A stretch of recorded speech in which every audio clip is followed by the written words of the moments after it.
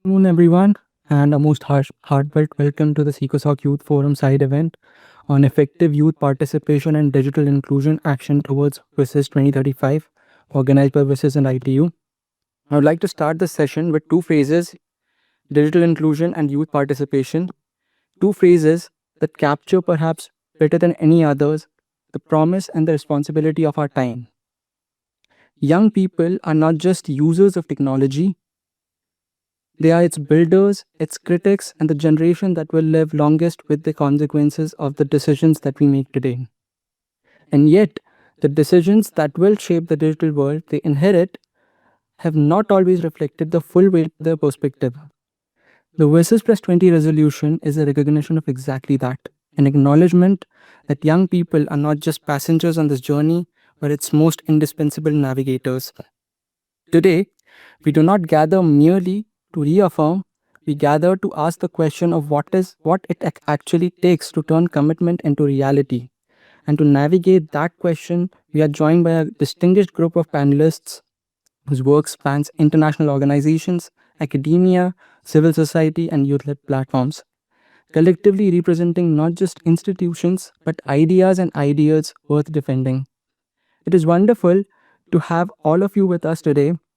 Over the next hour, we will hear from each of our panelists through a series of questions, followed by an open discussion. I have the distinct pleasure of inviting Ms. Ruth Siddhabutter, Project Officer at the International Telecommunication Union, who leads the facilitation and coordination of the WSIS process and its alignment with the 2030 Agenda of Sustainable Development. Ms. Siddhabutter. Thank you, Pratik. Good morning, good afternoon, everyone here in the room and those who are joining us online. It is a real pleasure to be here and also to see such strong engagement around this discussion on youth. And in many settings like this, we end up talking about youth more than actually talking with the youth. So it is refreshing to see a dialogue that is much more inclusive and grounded in real perspectives. So just to set a scene within the WSIS process, with the 20-year review behind us, a decade of delivery lies ahead. So WSIS is not something to leave behind after 2 decades of digital development progress. Its principles must be carried forward and also applied in new contexts. With the WSIS Plus 20 outcome document, the resolution, the UN General Assembly in December extended this framework for another decade. And this sends a clear signal that WSIS is not static, but remains a central pillar of global digital cooperation. And it continuously adapting to a rapidly changing world. And the WSIS Plus 20 resolution explicitly recognizes youth. That is a clear acknowledgement that youth are part of how this process is shaped going forward. The WSIS action lines remain a central framework for digital development, and they are more important than ever as we try to keep pace with how fast the digital world is changing. Young people are very aware of both the opportunities and the challenges of digital transformation, and exactly where youth participation becomes so important. And we see more and more young people contributing to ideas, initiatives, and leadership in different contexts and helping to bring digital issues closer to real needs on the ground. The key now is to further strengthen those links and to ensure those contributions are meaningfully reflected in policy and implementation. Within the process itself, there's a lot of happening to strengthen coordination. So the ITU, together with WSIS Action Line facilitators, has been holding regular coordination meetings to keep things aligned and moving forward. We are now developing more structured, results-oriented implementation roadmaps for the WSIS Action Lines, designed to make their impact more visible and more measurable. And this will also feed into reporting to the CSTD, Commission on Science and Technology for Development, next year in 2027 as mandated. At the same time, we are also strengthening the linkages between the WSIS action lines and the SDGs while ensuring coherence with the Global Digital Compact so that these agendas are mutually reinforcing. Looking ahead, we are very excited for the WSIS Forum 2026, taking place from 6th to 10th of July, and this will be the first WSIS Forum after the review. So as always, youth will be an integral part of the forum. There will be a dedicated youth special track with youth-led sessions, knowledge cafes, and spaces for exchange, building on the energy, creativity, and the passion that young people consistently bring into this process. So I hope that all of you here will be able to contribute to this special track and engage actively in the special track. We have a long-standing framework, we have a renewed mandate for the next decade, and we have a stronger alignment across global digital agendas. And we have growing youth engagement that is already shaping the conversation. And the task now is really to turn all this into visible, tangible progress. So I wish you a productive conversation and looking forward to working with the next generation here in Geneva and beyond, and to ensure really that the digital progress is sustainable, inclusive, and truly felt by every single young person. Thank you very much. Back to you, Pratik. Thank you, Prith. So the mandate could not be clear, and with that foundation set, the question that follows naturally is how are our institutions actually delivering on it? So I invite Ms. Donola, Youth Program Officer at ITU. Ms. Donola, how is ITU supporting young people to develop the digital skills, leadership opportunities, and policy influence needed to actively shape the information society towards WSIS 2035? Ms. Donola. Thank you so much, Pratik, for this question. And to be able to answer this question, I would like to share a bit with everyone in, of course, the limited time about ITU's work with and for young people. And I'll close off with, as we've just mentioned, the WSIS Youth Track upcoming, some of the key things that we hope that you look out for there. Just to frame the initiatives I'm about to share, just want to remind everyone that young people are the drivers of digital technologies. We know that compared to the rest of the population, young people aged 15 to 24 in higher proportion using the internet and leveraging it, which means young people are best placed to leverage digital connectivity for change to achieve the SDGs, to achieve the Youth 2030 agenda. But then we can see that this connectivity is unequal across regions. So, for example, if you see Europe there, it's almost 100% of young people that have access to the internet. Same thing in the Americas, and CIS region is not too far off. But then in comparison to the Africa region, where only 50% of young people have access to digital connectivity. Now, this shows that young people in diverse regions, and particularly in low-income countries and in LDCs and so on, don't have the same access to digital connectivities and are thus left out of the digital transformation agenda. So with this knowledge, the work that we're doing to empower young people in the digital space is hinged on the fact that we know that many young people right now are currently left behind. So ITU's youth strategy has 3 key pillars: engage, empower, participate. And we're mandated by our membership to ensure that young people are empowered through technology. Young people are connected to digital technology, and we promote the use of ICTs meaningfully amongst young men and women across the world. There's also an element of including young experts in our policy work, in our work on standards, and in everything that we're doing to really drive the conversation forward. I'm going to give some examples of some of the practical initiatives. Maybe we just have time for 2 that we're doing to really ensure that young voices are part of the digital development dialogue. So first, I highlight the IT Secretary General's Youth Advisory Board.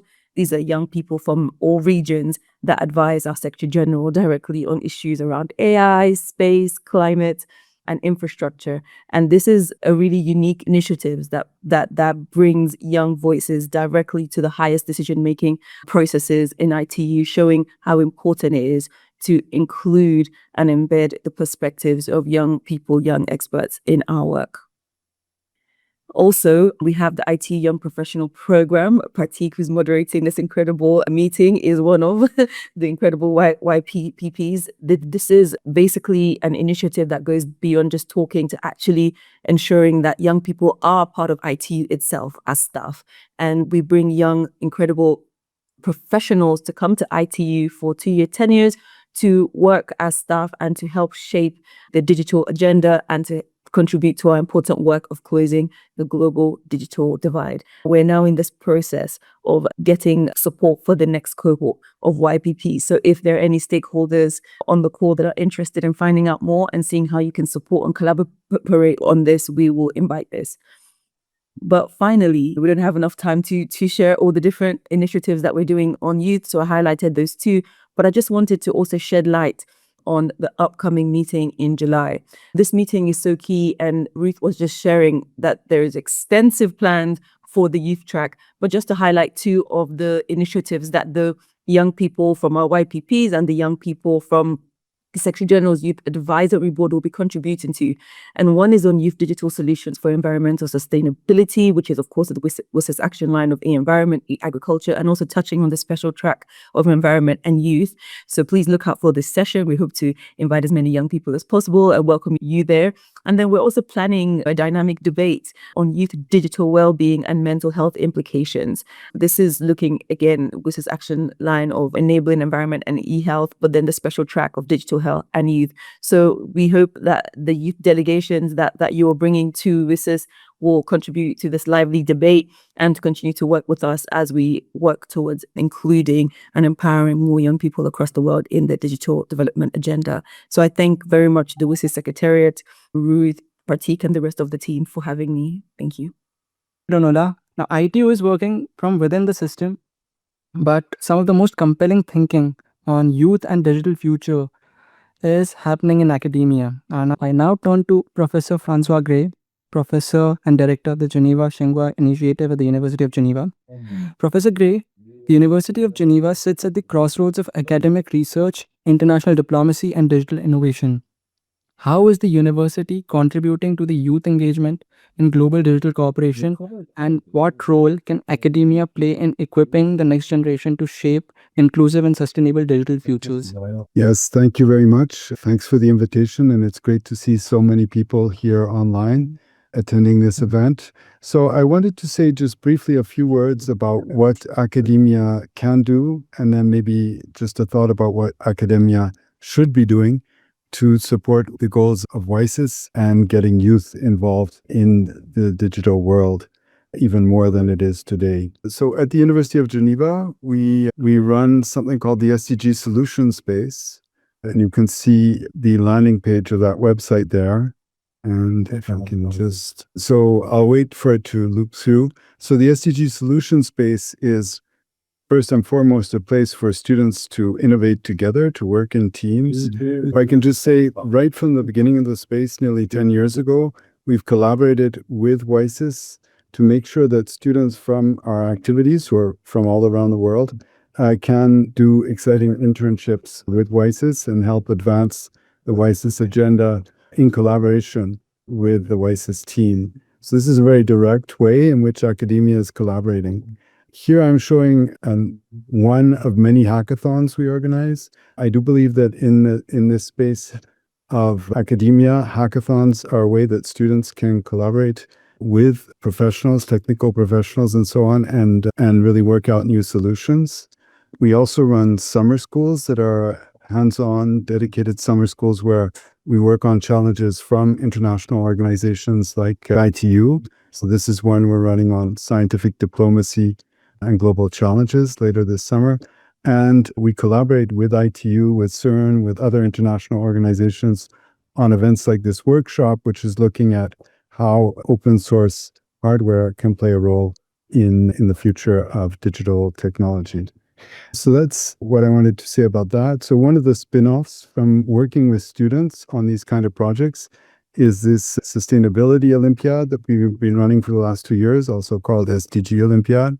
And here you see some very happy winners from universities all around the world. So this kind of competition, and there are many like it, is a great way for young people to work on practical problems, often with mentors from international organizations like WSIS.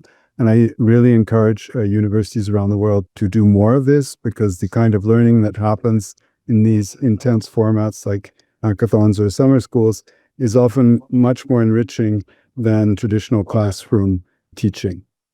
And last but not least, to give another example, we run something called Remodel UN. Some of you have probably done a Model United Nations event in your high school or university. And what we've been working on with some partners is how can we introduce AI solutions to improve the quality and outcomes of Model UN events. So there's a bunch of podcasts that we've recorded in collaboration with the WSIS team about that. And there's competitions you can take part in. A Remodel UN pilot is described here, and events. We'll be running an event also in parallel with as part of WSIS this year. So the idea here is simply to get people who are already interested in digital diplomacy in their universities to really look at AI as a tool for advancing that digital diplomacy through Model UN events. So I'll stop sharing and just finish with one thought. I think that any of you who are still in university and those who are in high school even more are the new digital or the new AI native generation that we're transitioning to.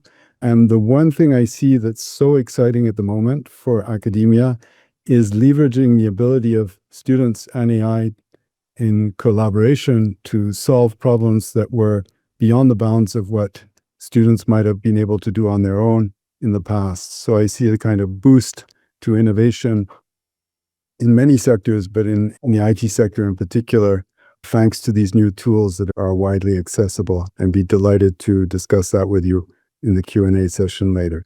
Thank you. Thank you, Professor Gray. It is an amazing thought, and I hope that a lot of young students will use AI to solve difficult problems which were almost impossible earlier. But these research and ideas are the foundation, but they must find their way into policy and practice. And Ms. Dana Kramer, founder, president, CEO of Young Digital Leaders of Canada, has dedicated her work to exactly that. Ms. Kramer, Young Digital Leaders of Canada, works to amplify youth voices in digital governance and policy at the national and international level. So how is Canada advancing youth engagement in digital governance and policy processes, and what steps are governments taking to institutionalize and scale youth participation in the digital policy agenda towards WSIS 2035? Ms. Crane. Thank you so much for having me today. And for everyone in the room, I'm sorry that I couldn't be there in person, but I hope that you're having a lovely week at the conference. So my remarks today will be focused on how we in Canada built resilient and innovative multi-stakeholder advocacy communities domestically, but also internationally with the WSIS Youth Caucus that we led on. So we in Canada saw early on the impacts which the WSIS Plus 20 review could have for young people. We were fortunate that our country code top-level domain, or CCTLD, the Canadian Internet Registration Authority, or CIRA, had been a strong supporter of the Global Technical Community Coalition on Multi-Stakeholderism, or TCCM. This led to a culture shift in the Canadian digital development and internet governance community, which is small as Canada has a small population, to have more prominent Canadian advocacy in the review. In addition to this, I am a PhD candidate where part of my research was following the WSIS process. Therefore, there was a lot of expertise from my academic background and our coalition building with our domestic community in Canada to be well involved in WSIS. This was fundamental for a successful youth leadership from our Canadian perspective, as we were able to build mentorship networks with the Canadian community, including CIRA, but also the Government of Canada and other actors like the Internet Society, while also having the capacity to hold our own ground on subject matter expertise to be purposeful actors. In this backdrop, myself and one of my colleagues from the Young Digital Leaders of Canada attended the WSIS Forum in Geneva last year and the AI for Good Summit happening at the same time. My colleague was part of a civil society delegation, and I was included in the Government of Canada's delegation. When we hit the ground, we had a goal to try and coalition build with other youth from around the world at this event. This idea started to take form at ICANN 83 in Prague for youth to have a WSIS Youth Caucus, which was essentially resurrecting the same idea from the 2003 and 2005 WSISs, which Canadian youth had actually led on a similar global initiative 20 years ago. We essentially were following in these footsteps and launched the WSIS Youth Caucus at the high-level event in Geneva with youth representation from every region of the world. Young people face significant barriers in Canada within the digital ecosystem. Indigenous Canadians and those living in rural and remote locations still lack connectivity, as Canada's large geography with a spread out population makes for telecommunications infrastructure to be very expensive for the rural and remote populations, which includes youth. Additionally, youth in Canada have reported mental health crises, which social media has accelerated and is highly cited as a contributing to this issue. Part of this capacity for these social media companies actually comes from a lack of meaningful privacy policies in Canada, which allows young Canadians' data to be harvested for corporate need.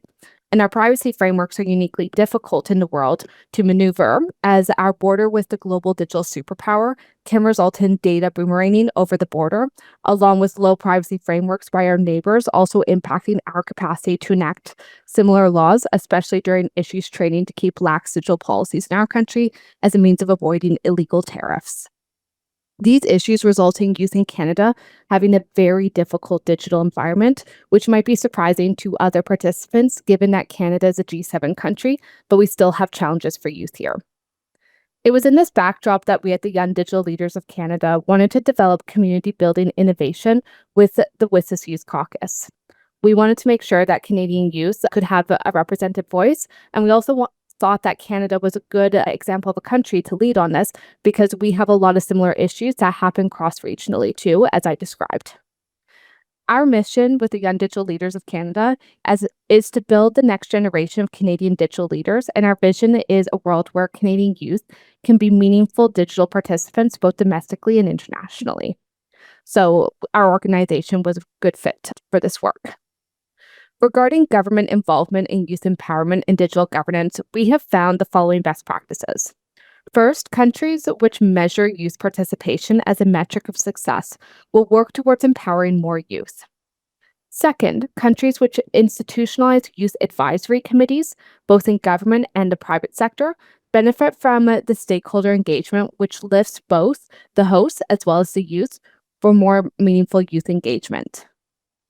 Third, youth initiatives need long-term funding support, which might benefit the same youth year over year for a minimum 2-year timeline, as a lot of youth programs will treat youth as one and done per year without meaningfully working with these same youth long-term to ensure they can be digital leaders. And finally, youth-led civil society organizations, which have supports for becoming incorporated, help create sustainable youth advocacy and leadership spaces to allow young people to be found and nurtured into digital leaders so that they can hit above their weight in global governance conversations, such as during WSIS. And finally, I just want to note that we need to also make sure there is a culture shift internationally that recognizes youth as a distinct stakeholder group so that these youth can also be involved right from inception. Thank you. Yeah, thank you, Ms. Kramer. And I hope that we at Canada and you can organize a session during the WSIS Forum this year as well, and to share Canada's experiences with everyone. Canada's experience offers valuable lessons in translating youth ambition into policy. Ms. Mila Meradzi from Switzerland, as digital transformation at regional levels demands not only vision but the regulatory frameworks to sustain it. And Ms. Mila Meradzi is a junior policy advisor at the Swiss Federal Office of Communications, and she brings exactly that lens to our conversation. So, Ms. Meradzi, Switzerland's Federal Office of Communication plays a key role in shaping the country's engagement in international digital policy processes, including on data governance and artificial intelligence. How does Ofcom ensure that Switzerland's position in forums like WSIS reflect the perspectives and interests of young people, and what does meaningful youth inclusion in digital policymaking look like from a regulatory standpoint? Ms. Meradzi. Yes, thank you very much for the opportunity to be here and speak to you all. At the outset, I think it is very important to underline a very simple but essential point for us, which is that we need to speak with young people, not only about them. So in forums like these, and the way that we are organizing them in Switzerland, means inviting young representatives directly into discussions and panels rather than limiting their participation to separate youth formats. Because if youth perspectives are not present where decisions and exchanges are actually happening, then inclusion remains only partial. So in Switzerland, this is particularly important in the context of digital transformation because we are dealing with a very rapidly evolving environment, which especially in areas such as artificial intelligence, data governance, and online platforms, young people are among the most active users and early adopters of these technologies. And they integrate tools such as AI into their daily lives, education, and work, often faster than governance frameworks can actually adapt to them. And at the same time, the long-term implications of these technologies, for example, on privacy, autonomy, labor markets, or IT systems, are not always fully visible or understood, especially by young people.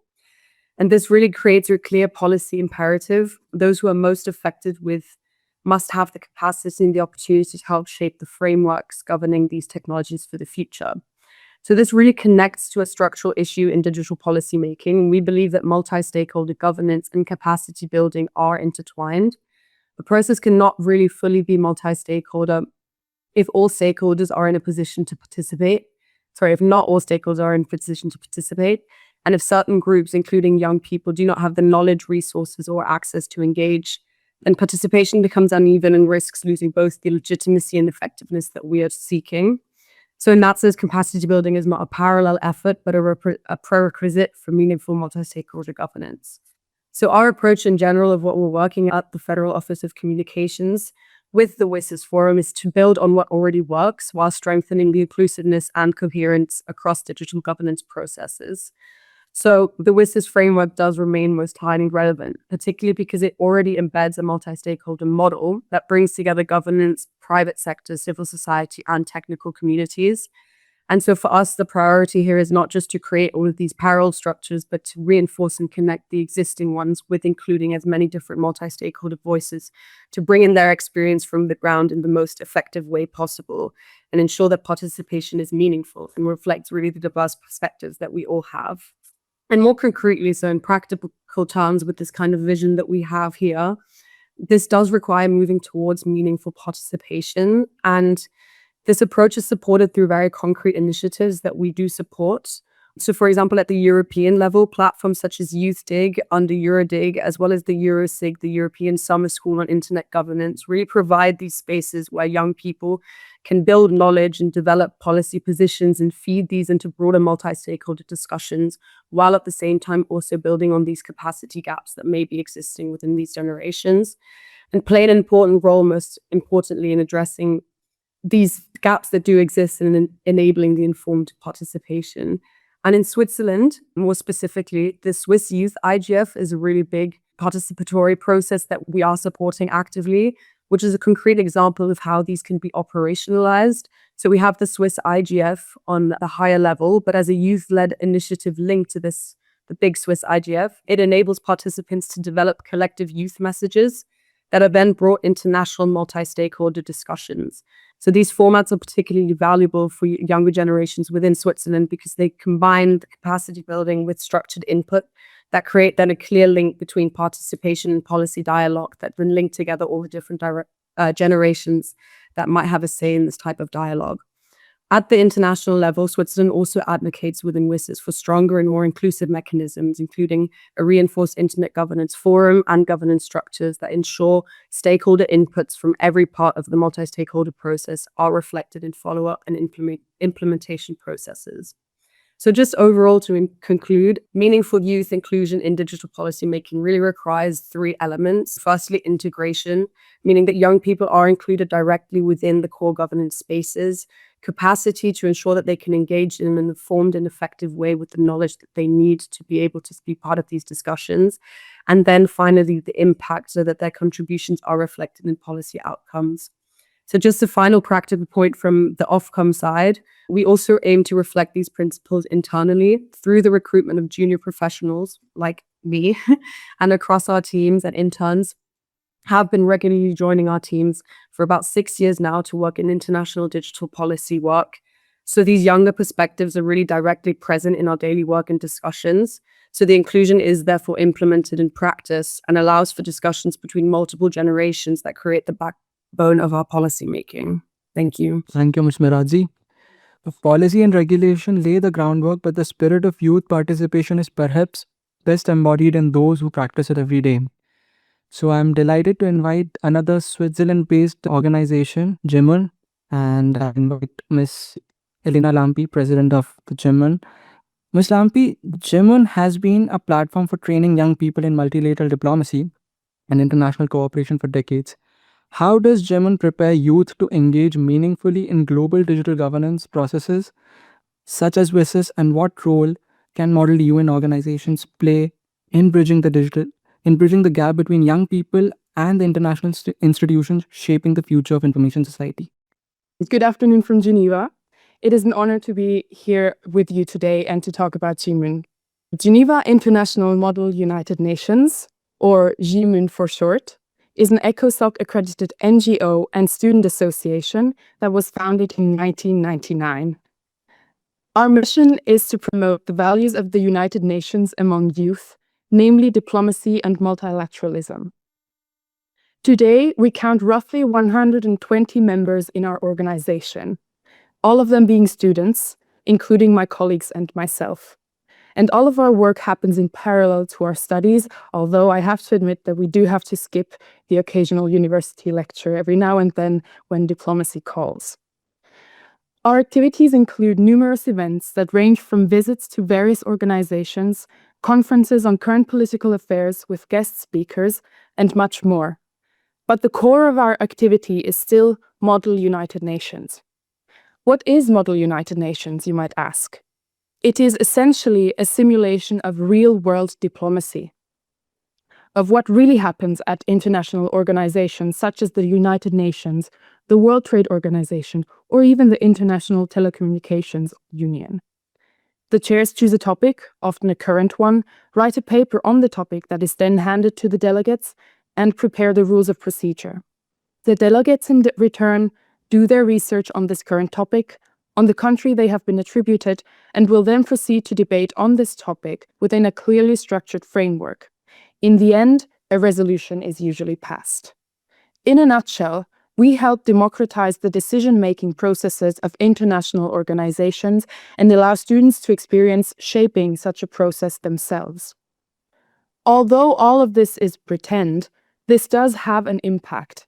It equips youth, such as ourselves, for real-world diplomacy. We learn how to research specific topics, understand structures and processes of different international organizations. We learn to listen to each other and to negotiate. And most importantly, we learn how to find solutions and work towards them together. All of these tools would have so much less impact if it were not for the internet. The internet is an essential instrument for us, as it allows us to connect with our peers from all over the world and search for information. But there are important risks that I believe we are all painfully aware of. Therefore, the importance of regulating the internet cannot be overstated, especially for us youths. I want to reiterate what an honor it is for my colleagues and I to be with you here today and to make our voice heard. We believe that youth involvement on any topic is enriching for decision makers all over the world, because Mr. Pratik Dubey said, we are the generation who will bear the decisions made today the longest. And that is precisely why our voices need to be heard. Thank you very much. Thank you, Ms. Lambi. Now I turn to Ms. Filana. She's back now. Ms. Filana? Thank you so much. Let me first apologize for the connectivity issues. We're in Africa, so we have connectivity issues. Let me also take this opportunity to greet everyone. Okay, so Ms. Filana, as we can just see that South Africa and Africa in general is growing pretty fast and in digital connections, but still lags behind the entire world. So my question to you is that as you've been deeply rooted in South Africa's digital journey, so Ms. Filana, Africa has been actively advancing digital transformation across the continent through frameworks such as the AU Digital Transformation Strategy.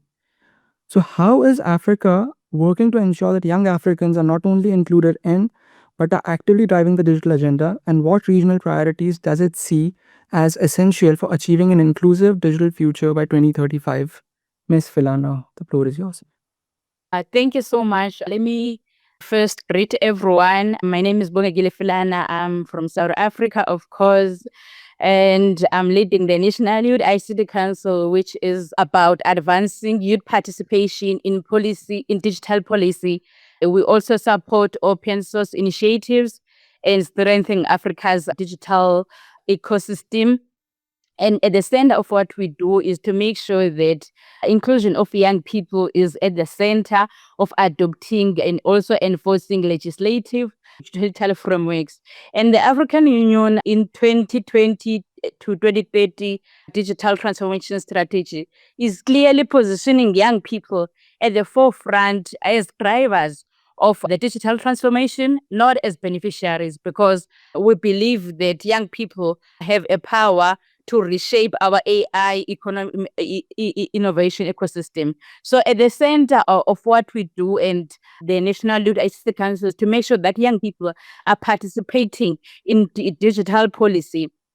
Currently in South Africa, we have the AI national strategy, and young people now are busy shaping the national transformation strategy and also AI strategy through the AI policymaker platform. It was launched on the 26th of March, and that platform is allowing young people to directly participate in shaping policies of the country. Because with that platform, you get to understand how a policy brief is being developed, how to shape a policy, so that they can actually give opinions about the regulatory frameworks. And we also, at the center of the digital transformation strategy of the African Union, artificial intelligence is holding a very transformative potential for youth empowerment, sustainable development across Africa. And you know that Africa is the continent of the future, with nearly 60% of its population is young people, and that is our greatest asset. So we are making sure that young people are participating meaningfully in a digital policy ecosystem. And one of the priorities of the digital transformation strategy is around developing local AI talent, because you cannot participate in the digital economy if young people of our continent or of your country are not equipped to develop AI products, AI innovations. As the National Youth ICT Council, we are the center of making sure that youth participation is not just a ticking a box, but young people are at the center of shaping the digital policies, and they are participating not just as beneficiaries of these policies, but as co-creators of Africa's digital future. And this year's theme of the Day of Education was around leveraging on the power of young people and making sure that young people are co-creators of the digital future. And that is exactly what the African Union is doing by making sure that, firstly, we prioritize building local AI talent and leveraging on AI tools, making sure that young people know how to use these AI tools, and also they are going to the space of digital entrepreneurship. As digital youth ICT council and the artificial intelligence or sustainable youth development in Africa policy brief, which is a policy brief that is positioning young people to be able to participate actively in the digital economy. Okay, we say that the African continent is the future, because as I said, nearly 60% of the population is made up of young people, and that is the greatest asset that the Africa as the continent must leverage on. We need to make sure that we are looking at the creativity of our young people, and also are fostering a conducive innovation ecosystem. So that's basically what we are doing. And the African Union also launched the Make Africa Digital campaign with a skills development program, where we make sure that the campaign is training over 4,000 young people in Africa for them. In digital economy. The conversation now has shifted from digital access to digital creators, because young people need to start creating digital platforms, creating digital products and innovation, so that they can participate in the Agenda 2063, which is the Africa that we want. Thank you. Thank you, Ms. Filana. Yes, Africa is the future of humanity, and we should strive to connect Africa to the entire world.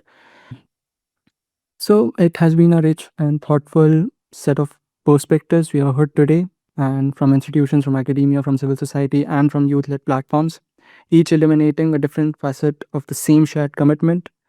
So now we open the floor for questions. So I will ask some questions myself to Professor Francois. Can you shed some light on your initiatives which you're taking to include more youth, especially towards policy and AI? Like, how do you plan to mix both of these things and come up with better solutions, as you were mentioning in the intervention? Yeah, sure. Elena, who is sitting next to you, represents a community around the world of people organizing Model United Nations. And I think Elena put it very nicely that there's a great potential for that community to go beyond just simulating the United Nations to actually contributing thoughtfully to the processes like those of WSIS. But there's a connection issue of how to make sure that the outputs of those events that are happening everywhere on the planet can actually be usefully integrated into discussions that happen at the highest level in places like ITU. And what we see as the potential of AI is to help with that connection in different ways. One example, just to give one illustration, is colleagues in Paris. It's something called the Learning Planet Institute there, which is a UNU and UNESCO related institute. They have been running a competition where different MUNs around the world run the same discussion, the same policy discussion in their MUNs, and then share back the resolutions on that issue. And then that is integrated using AI into a kind of broader view of what a large set of youth organizations from different parts of the planet think about that issue. So what AI is powerful at is digesting large amounts of information and extracting some key themes and some context that links together what many young people are thinking, but from different perspectives. So we see these kind of tools as a way to connect MUNs around the world. And just to give you an idea, the estimate is about 1 million young people do MUNs every year somewhere on the planet. And that's probably a lower estimate. It's probably much higher because some of them don't advertise on the web. So it's really a huge amount of brain power and very creative brain power that we really need to channel into the highest levels of decision making. So that's one example. Yeah, I agree. Like, you also know that WSIS and Jimun are partnering or collaborating to host a tech-enhanced, tech-enabled Jimun in the WSIS Forum 2026. So I would also like to let everyone know, like, if anyone is interested in that, they can contact us to participate in it at wsisinfo@itu.ent. And then I would like to move to Ms. Dunola. If you can let us know what ITU is doing for youth, to bring in more youth, to include more youth, and to bring the youth on the decision-making tables. Can you shed some light on that? Yeah, no, absolutely. Thank you so much. And it's been great hearing from everybody else. I shared 2 examples earlier, but the work that ITU is doing with and for young people across the world is so broad.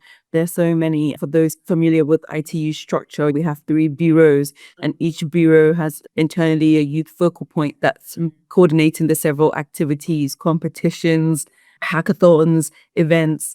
But just to align it with ECOSOC Youth Forum, since I'm here in New York for the ECOSOC Youth Forum, ITU has a strong participation this week in the ECOSOC Youth Forum. And we're actually kicking off because the opening is happening in 8 minutes, and we're having the first side event happening just before the opening. So we're right at the top of the agenda with this WSIS session that we're contributing to. But after this, later on today, where ITU will be co-leading the SDG 9 session, which is a thematic session in the main agenda on industry, innovation, and infrastructure, where young people are leading the conversation. Young people are going to be discussing the role of young people in advancing SDG 9. And we're co-leading this session with UNIDO, and we have several co-leads in the UN, a major group for children and youth as well. In addition to this, tomorrow morning, we will be co-hosting the ministerial breakfast with the UN Youth Office here, where we're inviting the ministers of youth across the world, the decision makers on youth, to converse directly with young people and the creators of technology on issues around youth-led movements and on digital spaces to enable youth-led movements. Then after that, we will then be participating with the Peaceland Foundation and Global Youth Philanthropy, which are key participants every year, usually in Geneva, which is an AI for Good. They're having a session on empowering the next generation, transformative education and youth innovation for the SDGs. That's tomorrow. And then on the final day after the closing, actually the day after the closing of the ECOSOC Youth Forum, ITU will be formally starting our tenure as co-chairs of YANID. YANID is the big interagency network on youth development across the UN, and we will be the co-host this year alongside DESA. So it's a really exciting time for youth participation in ITU, and all these efforts are just ensuring that the voices of young people is really mainstreamed in the overall digital development dialogue. And I take the opportunity to say, if there are any colleagues or your organization or your government is at the ECOSOC Youth Forum this week, I'm here and I would love to meet with them and we can find a time. So I'll just pop my email in the chat because I'll be happy to meet with any youth stakeholders or partners of WSIS and in this meeting that is also in New York this week for the ECOSOC Youth Forum. Thank you so much, Prateek, for the opportunity to share more. Thank you, Donula. And I can see that a lot of discussion is happening in the chat as well, which we will consider and which will help us in drafting the agenda and programs for the WSIS Forum 2026. So thank you, everyone. And that was an amazing session. Now we are coming to the close of our session, and I want to take a moment to sincerely thank each one of our panelists, Ms. Donula, Professor Francois, Ms. Dana, Ms. Filana, Ms. Merazi, and Ms. Elena for the generosity of the insights and the clarity of the conviction, and a special thank you to Ms. Ruth for setting the scene so eloquently. What has emerged from this conversation is a reminder that the digital future is not something that happens to young people. It is something they're already building. The WSIS process exists precisely to ensure that the hands are on the wheel, and today's discussion has brought us closer to understanding what that truly demands all of us. The conversation does not end here.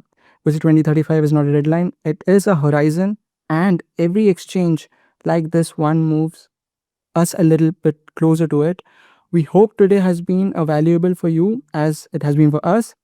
We look forward to continuing this dialogue at the WSIS Forum. Do visit the WSIS.org to stay engaged. And before we conclude, we'd like to invite everyone for a group photograph. So if you can just turn on your cameras and take a screenshot.